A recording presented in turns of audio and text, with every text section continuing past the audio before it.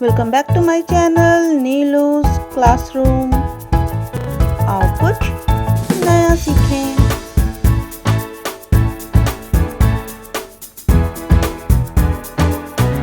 Hello friends, welcome back to my channel Neelu's classroom. तो आज हम पढ़ेंगे अबाउट वाटर साइकिल। तो हमने इससे पहले अपने प्रीवियस वीडियो में states of water and about water, shortage of water and water and natural resources के बारे में मैं बता चुकी हूँ। तो उसका लिंक आपको मिल जाएगा आई बटन में।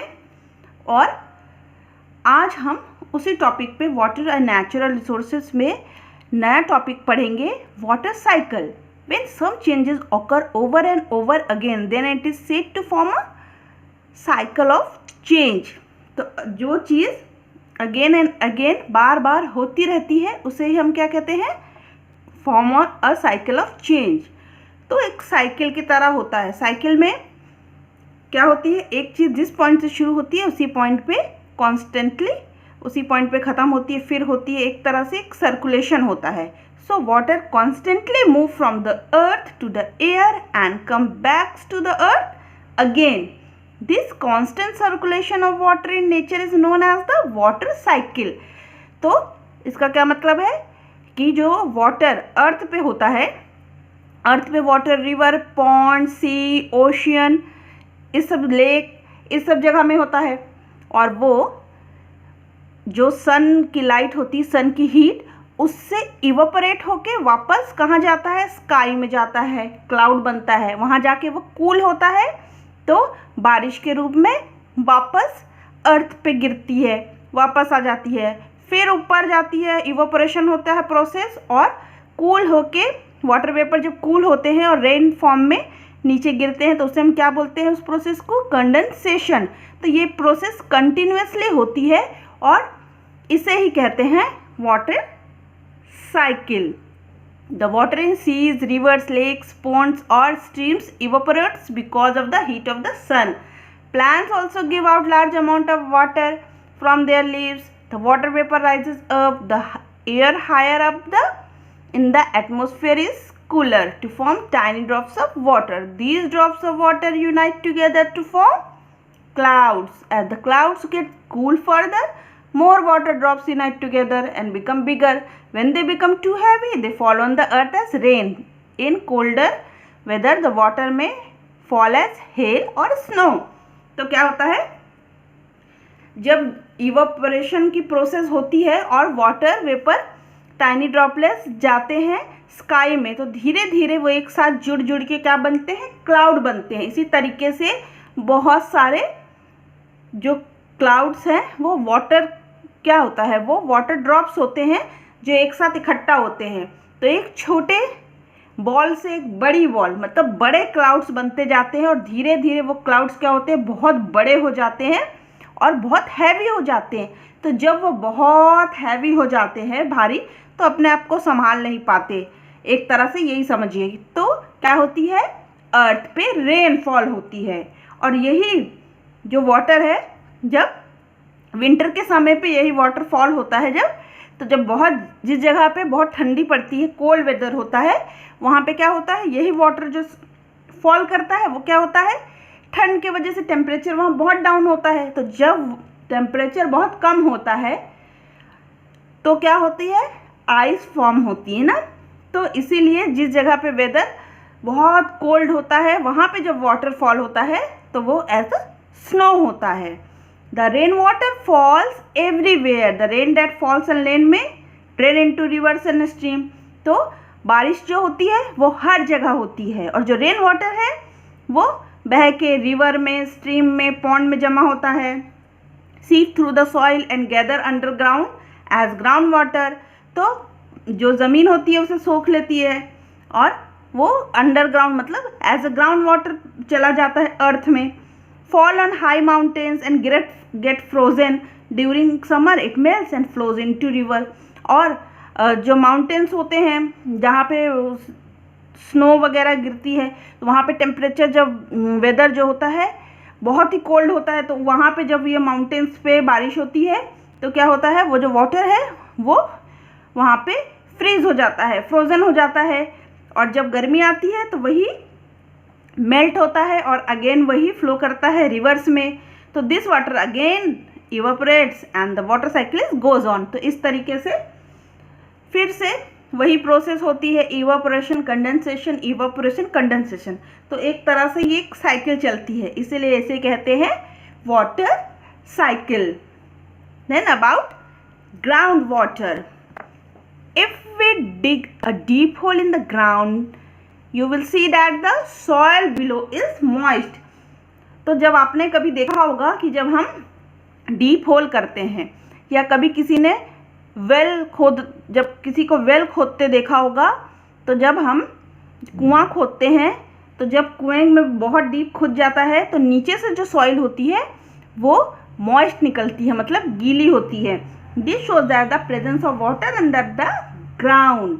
तो ये बताता है कि अंडरग्राउंड क्या है, वाटर प्रेजेंट है। If you go on digging deeper and deeper we will ultimately reach a level where all the spaces between the soil particles and the gap between rocks are filled with water।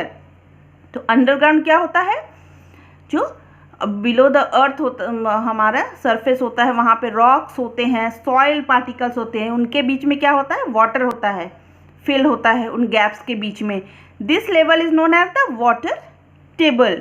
The water table varies from place to place. At some places it may be less than a metre deep, while at the other places it may be deep as 100 meters or more। The water found below the water table is known as ground water। तो यही मिट्टी और rocks की gaps के बीच में जो water field होता है, उस लेवल तक जो वाटर होता है उसको क्या बोलते हैं, वाटर टेबल। और ये वाटर टेबल अलग अलग प्लेसेस में अलग अलग होता है, कहीं पे 1 मीटर से भी कम में होता है, मिल जाता है, कहीं पे 100 मीटर से भी ज़्यादा में आपको मिलेगा। और जो ये वाटर टेबल है, इस लेवल से के भी नीचे वाटर जो प्रेजेंट होता है उसे क्या कहते हैं, ground water. So when rain falls some of the water seeps through the soil, this process is known as infiltration. तो जब इट एड्स टू और रिप्लेनिश द ग्राउंड वाटर, तो जब बारिश होती है तो जो सॉइल होती है, जो अर्थ होती है, मिट्टी, वो क्या करती है, पानी सोखती है और अंदर ले लेती है। इससे क्या होता है, ग्राउंड वाटर इंक्रीज होता है। तो इस प्रोसेस को क्या बोलते हैं, infiltration. As ground water passes through the soil it gets filter by several layers of sand and rocks. It is therefore almost free of suspended impurities। however it contains dissolved salts from the soil। it may also contains germs। तो जो ground water होता है वो ऊपर layer से पास होके जाता है सॉइल के थ्रू। तो हमें पता है कि सॉइल से अगर वाटर पास होता है तो डिफरेंट लेयर ऑफ सॉइल से पास होके सॉइल होता है, सैंड होता है, फिर रॉक्स होते हैं, इससे वो पास होके जब अंडरग्राउंड जाता है तो वो एकदम फिल्टर होके जाता है, उसमें कोई भी इम्प्योरिटीज़ नहीं होती हैं। बट जो सॉइल होता है उनमें डिफरेंट सॉल्ट्स, जर्म्स है ना, बैक्टीरिया वगैरह पाए जाते हैं। तो वो क्या होते हैं, वो बस वाटर में डिज़ोल्व हो जाते हैं। बाकी वाटर में, ग्राउंड वाटर में कोई इम्प्योरिटीज़ नहीं होती क्योंकि वो फिल्टर होके जाता है। द ग्राउंड वाटर में run along the surface of the non-porous rock and come out of the surface at some places to form a natural spring। तो यही ग्राउंड वाटर कुछ जगहों से सरफेस से बाहर आ जाता है जो एक नेचुरल स्प्रिंग बनाता है। मतलब जो हमने जंगल में और बहुत ज़्यादा पहाड़ों के बीच में हमें जो झरने नज़र आते हैं वो ग्राउंड वाटर्स ही होते हैं जो सम प्लेसेस में बाहर आ जाते हैं। Ground water can be obtain by digging wells और sinking tube wells to reach the water table. Deep ground water is usually safe for drinking. तो ग्राउंड वाटर से हम पानी किस तरीके से लेते हैं, हम कुआं खोदते हैं, डिग करते हैं वेल, या ट्यूबवेल जो होता है उसके थ्रू, या समरसीबल लगाते हैं। तो इस सब के थ्रू क्या होता है, ग्राउंड वाटर से हम वाटर बाहर अपने यूज़ के लिए लेते हैं। Depletion of water table. Ground water is an important source of fresh water for us because it is constantly recharge by rain water. तो ग्राउंड वाटर होता है हमारे लिए इम्पॉर्टेंट क्यों होता है, वो फ्रेश होता है, क्योंकि जैसे जैसे बारिश होती जाती है तो वो रिचार्ज होते जाता है, फिलअप होता रहता है ग्रेन वाटर, है ना। रेन वाटर से जो ग्राउंड वाटर होता है फिल होता रहता है, इसलिए वो फ्रेश भी होता है। The water table does not gate affected as long as we use as much groundwater as is replenished by natural methods. However, if you use more water than can be replenished, the water table will go down. It is seen that the water table in our cities is constantly going down and there is shortage of groundwater. Wells and tube wells have to be dug deeper to get water. Let us see why this is happening. तो अभी आप देख रहे होंगे कि depletion of water table, आप बहुत सारे शहरों में सुनते होंगे कि पानी की कमी हो रही है। आपके सिटीज़ में ऐसा होगा कि जो बोरवेल किया हुआ है और हैंडपम्प्स लगे हुए हैं उनमें पानी आना बंद हो जाता है, क्योंकि वो जिस लेवल तक होते हैं उस लेवल पे वाटर टेबल जो है अब उस पर पानी नहीं आ रहा है। जो मोटर्स होती हैं घर में समरसिबल, उसमें आपने जिस फीट तक डिग किया हुआ है उसको बोरवेल कराया है, उसमें अब पानी आना बंद हो गया, आपको और नीचे तक कई फीट तक डीप करना पड़ रहा है। क्यों? क्योंकि सिटीज़ वगैरह में क्या हो रहा है, बहुत ज़्यादा अंडरग्राउंड वाटर जो है, ग्राउंड वाटर उसका यूज़ हो रहा है और धीरे धीरे ये पानी ख़त्म होता जा रहा है, जिसकी वजह से क्या हो रहा है, वाटर टेबल जो है वो डाउन होता जा रहा है। इसलिए हमें हर तरफ पानी की प्रॉब्लम हो रही है। ट्यूबवेल्स हो गया, आपका बोरवेल हो गया, समरसिबल जिसे बोलते हैं, ये सब हमें क्या करना पड़ रहा है, बहुत ज़्यादा डीप करना पड़ रहा है, वाटर टेबल डाउन होते जा रहा है। और इसकी वजह क्या है, rise in population. As our population increases we need more water for drinking, washing, cooking and cleaning. We also need more number of houses, office, shops and roads. This means more construction work, and construction itself uses a lots of water, most of it being ground water. तो इसकी main वजह क्या है कि water ख़त्म हो रहा है, जो ग्राउंड वाटर उसका लेवल कम हो रहा है, क्योंकि पॉपुलेशन इंक्रीज हो रही है। ज़्यादा पॉपुलेशन होगी तो ज़्यादा पॉपुलेशन को ज़्यादा वाटर चाहिए, वॉशिंग के लिए, बाथिंग के लिए, क्लीनिंग के लिए, ड्रिंकिंग के लिए। और पॉपुलेशन इंक्रीज होगी तो ज़्यादा घर जो लोगों को ज़रूरत होगी, ऑफिसेस की, रोड्स की, कंस्ट्रक्शन वर्क ज़्यादा बढ़ेगा, तो कंस्ट्रक्शन वर्क में भी बहुत पानी लगता है।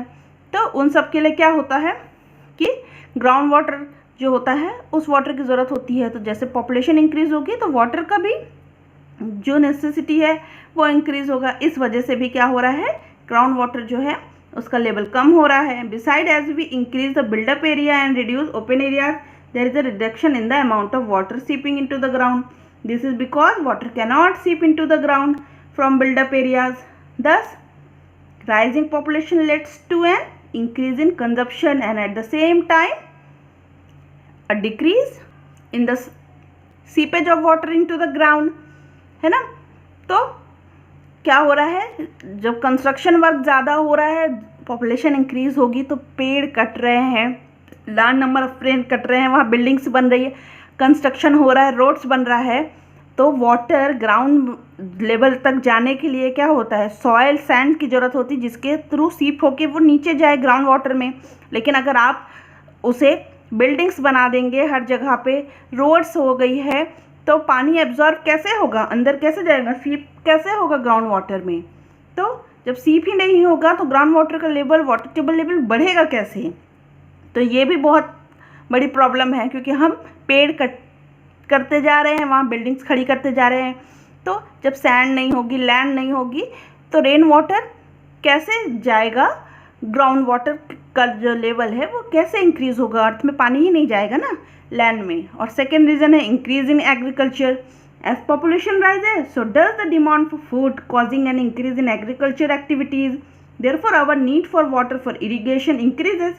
In our country, farmer depends on rain, canal water or groundwater for irrigation. Canals are found only at few places. Since rain is often erratic, canals also suffer frequently from lack of water. Therefore, farmers are mostly dependent on groundwater for irrigation. This results in depletion of groundwater. तो सब चीज़ का main cause क्या है, increase in population ही है। Population increase हुआ तो increase in agriculture हुआ, ज़्यादा लोग होंगे तो ज़्यादा फूड की डिमांड होगी, ज़्यादा फूड की डिमांड होगी तो एग्रीकल्चर एक्टिविटी भी ज़्यादा होगी, है ना। और एग्रीकल्चर के लिए इरिगेशन की ज़रूरत होगी। और इरिगेशन अपन इंडियन इरिगेशन कैसे होता है, फार्मर डिपेंड होते हैं मोस्टली रेन पे या कैनल वाटर पे या ग्राउंड वाटर, जो बोरवेल होता है, इंजन से पानी यूज़ किया जाता है। अगर बारिश कम होती है तो वो लोग मेनली क्या होता है, ग्राउंड वाटर पे ही डिपेंड करते हैं। और कैनल वाटर भी डिपेंड होता है रेन पे ही, क्योंकि कैनल जो होती है वो रिवर से ही निकाली हुई होती हैं। तो जब रेन ही नहीं होगी ज़्यादा तो क्या होगा, रिवर में पानी कम होगा तो कैनल वाटर भी ज़्यादा नहीं, तो सबसे ज़्यादा वहाँ किस पर डिपेंड होंगे, ग्राउंड वाटर पर डिपेंड होंगे। तो इस तरीके से भी डिप्लीशन होता है किसका, ग्राउंड वाटर का डिप्लीशन, इंक्रीज इन एग्रीकल्चर। लेकिन मेन इंक्रीज इन एग्रीकल्चर के लिए भी क्या है जो है जिम्मेदार, वो है पॉपुलेशन इंक्रीज। तो third one is increase in industrialization. ठीक, तो almost all industries use water, as the number of industry increases so does the consumption of water, most of this water is drawn from ground water.